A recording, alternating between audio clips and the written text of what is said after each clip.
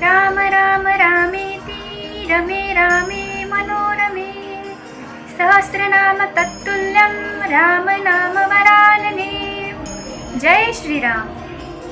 राम म्हणजे मर्यादा, राम म्हणजे त्याग, राम म्हणजे समर्पण, राम म्हणजे प्रेम, राम म्हणजेच मैत्री आणि राम म्हणजेच करुणा होय। यातील एक एक शब्द प्रभू रामांच्या चारित्र्याशी कसा निगडीत आहे ते आपण पाहूया। मर्यादा। शूर्पणखासारखी सुंदर स्त्री स्वतःला समर्पित करीत असताना देखील तिचा त्याग करणारे राम। समुद्राला कोरडे करून टाकण्याची ताकद असताना देखील त्यातून मार्ग मिळवण्यासाठी समुद्राला विनवणी करणारे ते राम। त्याग।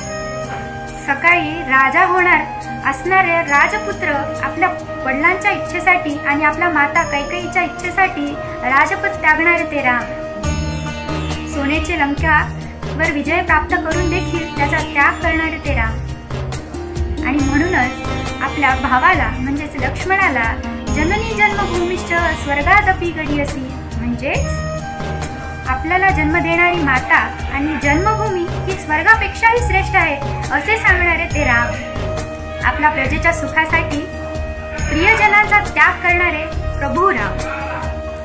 समर्पण।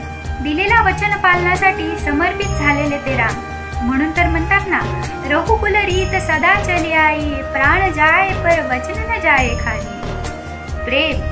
भरत रामाला शोधत वनात येईल आणि त्यासाठी त्या रस्त्यातील काटे काढून टाकण्याची विनवणी करणारे ते राम।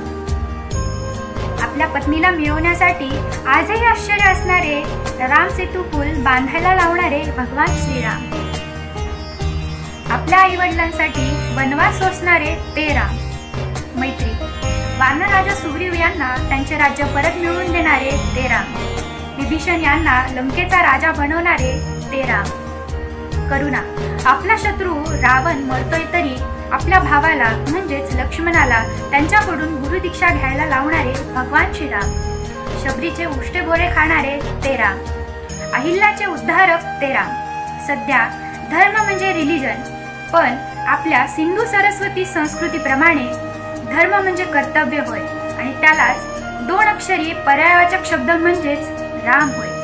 त्यांचे चारित्र्य म्हणजेच एक आदर्श राजा, एक आदर्श पती, एक आदर्श मुलगा, एक आदर्श भाऊ, एक आदर्श गुरु, एक आदर्श शिष्य, एक आदर्श वडील, एक आदर्श मित्र होय। एखाद्या पुरुषात असणाऱ्या सर्वच आदर्श गोष्टी त्यांच्यात होत्या, म्हणूनच त्यांना पुरुषोत्तम असे म्हणतात आणि त्यांनी त्या सर्व गोष्टी एका मर्यादेत राहून केल्या, म्हणून त्यांना मर्यादा पुरुषोत्तम राम असे म्हणतात। त्यांच्या आदर्शावर आपल्या संस्कृतीत अनेक राज्यकर्ते होऊन गेले, जसे की सम्राट युधिष्ठिर, सम्राट विक्रमादित्य, राजा कृष्णदेवराय, महाराणा प्रताप आणि राजे शिवछत्रपती महाराज अनेक राज्यकर्ते होऊन गेले।